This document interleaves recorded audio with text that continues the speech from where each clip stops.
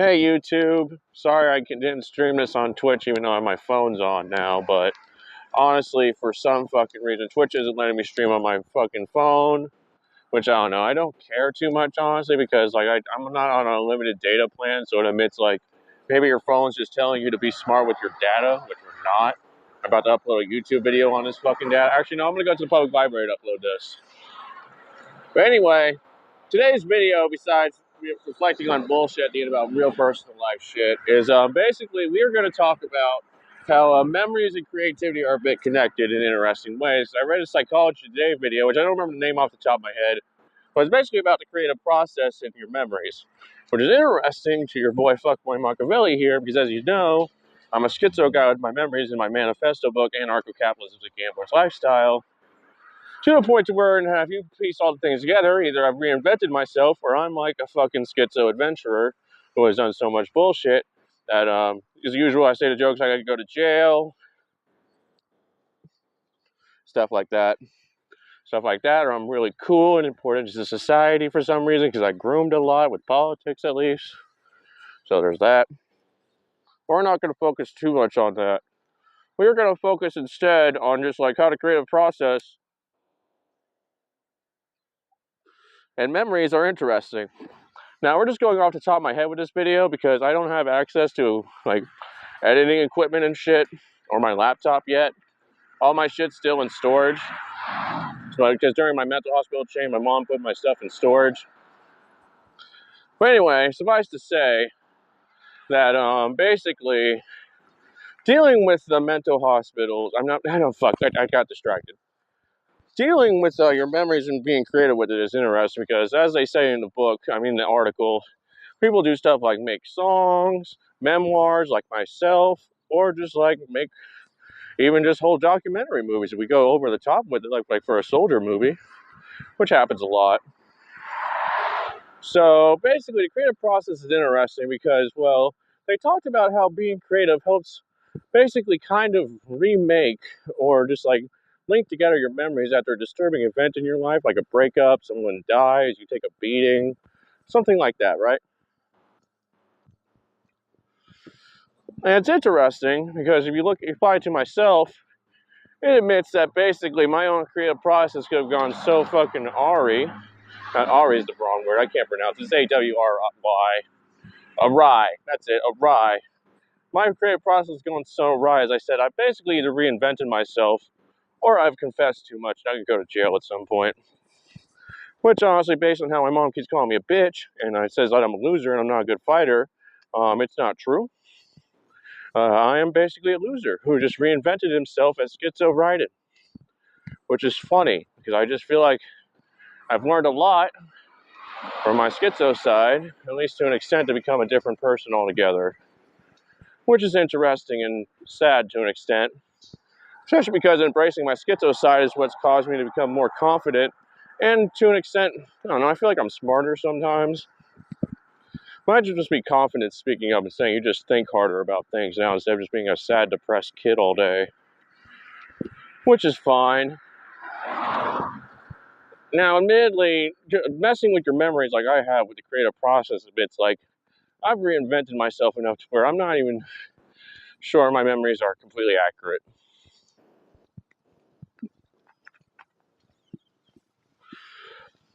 I won't be surprised if people decide to detail my whole life story and admit a lot of it's made up, but I don't think it's all made up, just because of the trauma I feel from it. But, oh well. Psychology Today did it better, honestly. I just liked reflecting on it based on how myself am a man who's been very creative with his memories and made that Anarcho-Capitalism is a Gambler's Lifestyle manifesto book, which is also a man I fessed up to how bullshit my life is book. So we might as well end this note on the fact that I might be going back into mental hospitals. So my mom has recently claimed, based on my dress style, as you can see, I'm doing stuff like this with that. Like I like this style, shorts over sweatpants, and wearing gloves like this with nail polish and other stuff. Honestly, there's also the personal things where I did abandon her at one point just to go live with my dad. Well, she got told to figure out her own fucking life. And while she did really good, I will give her a lot of credit. She owns a camper. She got 2 cars during that, so she did really well.